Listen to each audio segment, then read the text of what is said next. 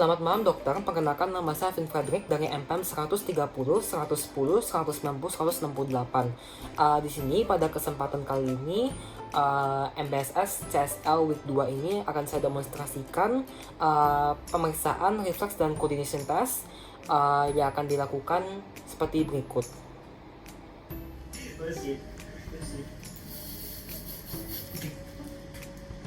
Baik, jadi pertama-tama saya akan menunjukkan terlebih dahulu physiological reflex dari bicep tendon. Jadi untuk bicep tendon ini akan diketok di bagian tendon bicep yang menempel pada radial tuberosity. Jadi kurang lebih kita akan mempinpoint dulu lokasi dari bicep tendon. Kurang lebih ada di antecubital fossa.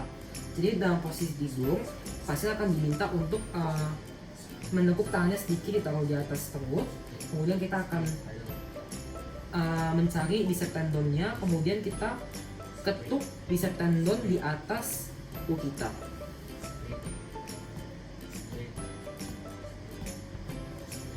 Baik, jadi seperti yang kita bisa lihat, pasien ini memiliki refleks fisiologis dari bicep tendonnya.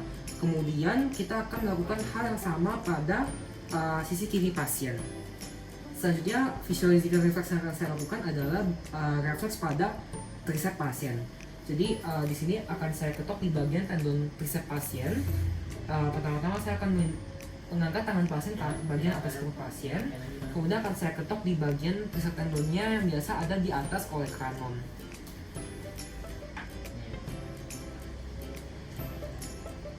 Bisa kita lihat bahwa ada kejutan di bagian tricep pasien yang berarti physiological reflex dari tricep pasien itu positif. Selanjutnya yang di tangan yang ketiga adalah refleks pada brachioradialis, di mana kita akan menentukan terlebih dahulu tendon brachioradialis dari tangan pasien ini biasanya ada di 3 atau 5 cm di bawah styloid proses dari tulang radial pasien. Kemudian apabila kita mengalami kesusahan dalam mempinpoint tendonnya, biasa kita akan meminta pasien untuk menggenggam tangannya kemudian merasakan pergerakan dari tendon tersebut. Apabila sudah, kita akan menaruh jari kita di tendon pasien dan mengetok di atas kuku kita.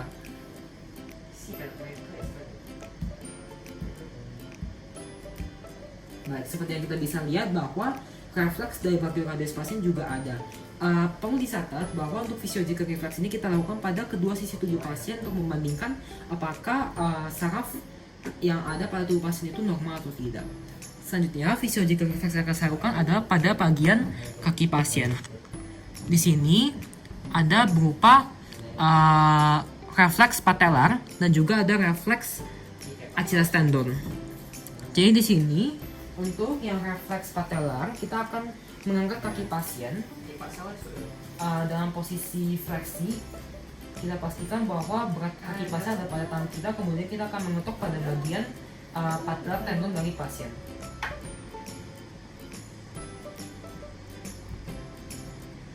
Dan bisa kita lihat bahwa refleks patellar tendon dari pasien juga positif. Kemudian saya akan melakukan demonstrasi selanjutnya, yaitu adalah refleks fisiologis pada Achilles tendon. Untuk refleks Achilles tendon ini, kita akan menaruh kaki pasien menyilang di atas tulang kering kaki pasien yang lainnya, seperti berikut. Kemudian kita akan mengetok secara langsung di bagian Achilles tendon dari kaki pasien. Pertama-tama kita akan mendorsi-fleksi kaki pasien sedikit menggunakan tangan kita yang lainnya, kemudian kita ketok langsung di bagian Achilles tendon. Bisa kita lihat bahwa mengalami tanda fleksi ketika kita mengetok dari bagian Achilles tendon kaki pasien. Sekali lagi, kita pastikan melakukan physiological reflex ini kepada kedua belah sisi tubuh pasien untuk memastikan apakah fungsi saraf dari kedua belah tubuh pasien ini normal atau tidak. Baik, selanjutnya sini saya akan mendemonstrasikan mengenai pathological reflex, di mana refleks yang muncul apabila ada kondisi penyakit yang ada di tubuh pasien. Di sini pathological reflex pertama kali akan saya demonstrasikan yaitu adalah Babinski sign, di mana di sini akan ada penggesekan atau penggoresan dari plantar pedis pasien yang dimana akan menghasilkan suatu reaksi refleks apabila pasien memiliki suatu kondisi tertentu. Di sini kita akan menggesekkan menggunakan biasanya dengan hambar refleks menggunakan gagang ujungnya, tetapi karena di sini saya tidak menggunakan pala refleks yang ujungnya tajam, maka di sini akan saya gantikan menggunakan kunci. Jadi untuk Babinski sign ini, pelantap pedis pasien ini akan digesek dari ujung bawah kemudian ke atas dan naik ke arah medial. Kita pastikan bahwa penggesekan ini tidak mengenai jari-jari pasien nantinya. Di sini akan saya demonstrasikan seperti itu. Jadi dari arah basal, kemudian lateral, kemudian ke medial. Seperti bisa kita lihat bahwa pada pasien ini tidak terjadi apa-apa, baik Babinski sign yang diharapkan apabila pasien memiliki kondisi. Maka di sini kita bisa asumsikan bahwa pasien normal. Patological refleks kedua akan saya tunjukkan yaitu adalah Chadok sign, dimana pada Chadok sign ini akan kita gesek di kaki juga, tapi pada bagian dongsi pedis pasien. Di sini untuk Chadok kita akan menggesekkan menggunakan alat yang sama, ujung gagang dari palu refleks kita gesek dari arah basal kaki kemudian ke ujung atas di bagian lateral kaki pasien seperti berikut. Seperti yang bisa kita lihat bahwa pasien tidak menunjukkan ada tanda-tanda refleks. Apabila Chadok sign ini positif, maka tanda-tanda yang dikeluarkan adalah ekstensi dari gritos pasien ke arah belakang. Kemudian patological refleks yang akan saya lakukan selanjutnya adalah Oppenheim, di mana Oppenheim ini akan kita lakukan di bagian tungkai kaki pasien. Ini dilakukan dengan cara kita memfleksikan jari tunjuk dan jari tengah kita, kemudian kita taruh di tibialis posterior pasien dan akan kita gesek ke arah distal tibialis pasien seperti berikut.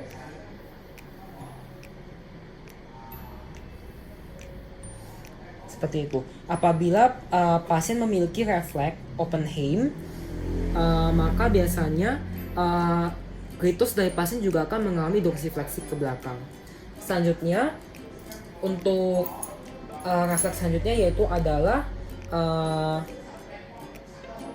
Golden sign, di mana Golden sign ini akan melibatkan kita memencet otot dari gastrocnemius pasien. Jadi di sini pertama-tama kita perlu mengangkat kaki pasien terlebih dahulu, kemudian akan kita pencet bagian gastrocnemiusnya. Apabila pasien memiliki golden sign yang positif, maka hasilnya sama juga. Gritos dari pasien juga akan mengalami dorsifleksi ke belakang. Selanjutnya ada Saphir, di mana Saphir ini akan refleks yang kita lakukan dengan cara memberikan stimulasi pada bagian adjacent non pasien. Jadi di sini sama akan kita angkat juga kaki pasien, kemudian akan kita pencet bagian adjacent non dari kaki pasien seperti berikut. Kemudian apabila positif, maka biasanya juga akan terjadi dorsifleksi dari jari jempol pasien. Patological refleks ini biasanya sifatnya tidak bilateral, maka kita tidak perlu membandingkan refleks antara kiri dengan kanan, tapi tetap dilakukan pada kiri dan kanan hanya saja untuk melihat apakah positif atau tidak dibandingkan seberapa besar refleks yang ada. Selanjutnya refleks yang akan kita lakukan adalah Tromsner dan Hoffman yang akan dilakukan di jari pasien. Jadi ini kita lakukan dengan cara menflip jari pasien seperti berikut.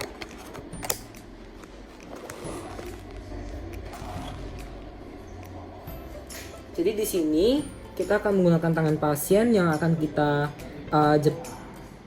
angkat seperti ini, seperti berikut. Kemudian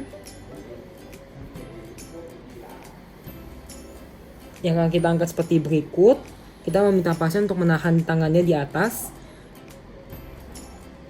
Kemudian jari tengah pasien ini akan kita gantung seperti berikut dengan jari kita. Kemudian akan kita flick ke arah bawah seperti berikut. Kemudian hasilnya biasanya kita akan melihat bahwa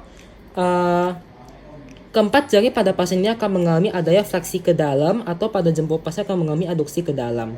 Kemudian untuk Hoffman kurang lebih sama, tapi kita akan melakukan arahnya ke atas dan hasil refleks yang akan ditunjukkan adalah sama. Biasa keempat jari pada pasiennya akan mengalami fleksi dan aduksi. Kemudian pada pelakukan Tromsner dan Hoffman ini biasanya kita lakukan dengan cara mengangkat atau mengekstensikan karpal pasien 90 derajat ke belakang agar kita dapat melihatnya. Seperti berikut. Selanjutnya saya akan mendemonstrasikan pemeriksaan meningeal sign atau meninges examination. Jadi di sini akan ada beberapa yang akan saya periksa, yaitu ada Brudzinski 1, 2, 3, 4, Lasek test dan Kernik test. Pertama-tama sebelum kita melakukan Brudzinski test, Brudzinski 1 tepatnya yang untuk kaku kuduk. Pertama-tama kita pastikan dulu pasien tidak mengalami ada gangguan cervical di bagian lehernya atau adanya kaku di bagian otot bahu. Untuk memastikan ini, pertama-tama kita akan mengangkat bahu pasien terlebih dahulu dan kita akan meminta pasien untuk merelaksasikan otot-ototnya. Apabila normal, seharusnya kepala pasien bisa jatuh ke belakang ketika diangkat. Seperti berikut. Selanjutnya untuk memastikan tidak ada gangguan cervical juga, kita akan mengangkat kepala pasien terlebih dahulu, kemudian akan kita bengkokkan ke arah kanan dan ke kiri, kemudian kita goyangkan seperti ini. Selanjutnya apabila pasien tidak mengeluh apapun, maka kita bisa mulai pemeriksaannya. Untuk Brudzinski sign 1, kita akan mengangkat kepala pasien, kemudian kita fleksikan ke arah depan. Apabila positif, Brudzinski sign 1 itu akan melibatkan kaki pasien juga ikut terangkat karena adanya rasa sakit pada tubuh pasien. Selanjutnya Brudzinski sign 2 itu adalah kita akan fleksikan kaki pasien dengan cara hip pasien akan diekstensi dan juga lutut pasien akan diekstensi seperti berikut. Apabila Brudzinski sign 2 ini positif, maka kaki sebelah pasien akan juga ikut terangkat untuk terikut fleksi juga karena pasien merasakan sakit pada tubuh pasien.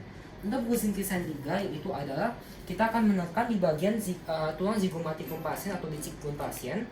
Kemudian apabila kita tekan, hasilnya adalah akan terjadi fleksi kaki juga pada tubuh pasien. Untuk Brudzinski sign 4, di sini akan ada penekanan di bagian suprapubis pasien. Kemudian apabila ditekan, pasien biasanya akan merasakan sakit, kemudian akan mengfleksikan kakinya juga apabila positif. Di sini sebelumnya kita pastikan dulu pasien tidak ingin buang air kecil atau ada merasakan sakit di bagian leher tersebut. Jadi di sini akan kita lakukan penekanan di suprapubis seperti berikut, kita tekan. Kemudian apabila tidak ada sign apapun, maka bisa dikatakan pasien ini normal. Selanjutnya untuk meningeal sign ini ada Lasek test dan Kernik. Untuk Kernik test di sini akan melibatkan pertama-tama kita ekstensi hip pasien 90 derajat terlebih dahulu, kemudian kita angkat leg pasien. Apabila pasien tidak bisa mencapai 135 derajat dan mengeluh sakit, disertakan fleksi dari kaki sebelum kaki yang lainnya, maka biasanya itu juga tanda dari Lasek Kernik test yang positif. Sehingga kita bisa lihat bahwa pasien bisa mengangkat kaki pasien sepanjang 135 derajat. Kemudian untuk Lasek test itu adalah pengangkatan kaki pasien dan pasien harus bisa achieve minimal 60-70 derajat seperti berikut. Jadi hip pasien diekstensi seperti berikut. Apabila bisa, maka pasien dibilang bahwa pasien itu normal dan tidak ada tanda-tanda Lasek. Jadi untuk meningeal sign ini kita bisa kesimpulkan bahwa pasien tidak ada gangguan pada atau indikasi pasien mengalami adanya gangguan meningitis. Baik, selanjutnya saya akan melakukan demonstrasi refleks regresi yang biasa dialami apabila pasien mengalami penuaan atau penyakit-penyakit degenerasi seperti demensia atau Alzheimer.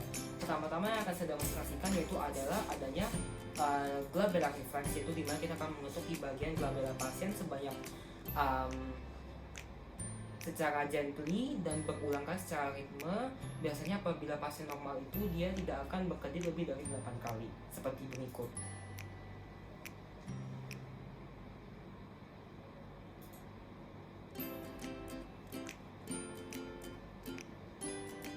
Jadi bisa kita lihat bahwa pasien tidak mengedip lebih banyak dari 8 kali, maka bisa dikatakan bahwa glabellar sign dari pasien ini tidak ada. Selanjutnya untuk pathological reflex regresi itu ada slot reflex, di mana kita akan mengetuk di bagian Note dari bibir pasien itu letaknya di bawah hidung persis dan di atas bibir pasien. Kita akan mengetuk secara perlahan dan secara ritme untuk melihat apakah pasien akan memonyongkan bibirnya atau pucker lips atau tidak. Seperti berikut.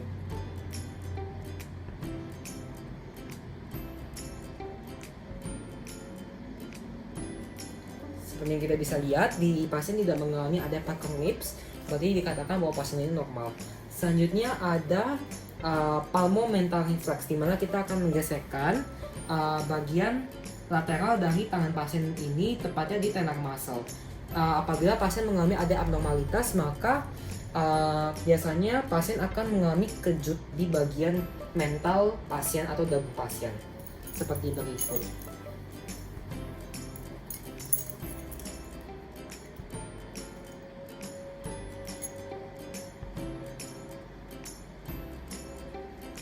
Seperti yang bisa kita lihat bahwa pasien tidak ada kejutan di bagian mental, maka pasien bisa dikatakan bahwa pasien ini normal. Selanjutnya yang terakhir ada grasp reflex, di mana kita akan menaruh kedua jari kita di telapak pasien, kemudian akan kita lepas. Biasanya apabila terjadi grasp reflex ini, maka pasien bisa akan menutup atau mengepal tangan pasien seperti berikut.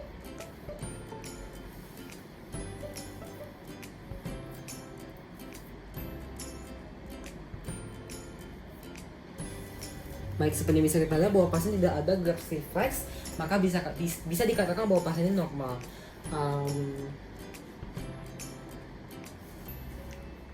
Baik, sekian untuk demonstrasi reflex and coordination test-nya. Kurang lebihnya saya meminta maaf atas kekurangannya, dan terima kasih atas waktu dokter karena telah bersedia untuk memeriksa video berikut ini. Terima kasih dokter, hatur nuhun.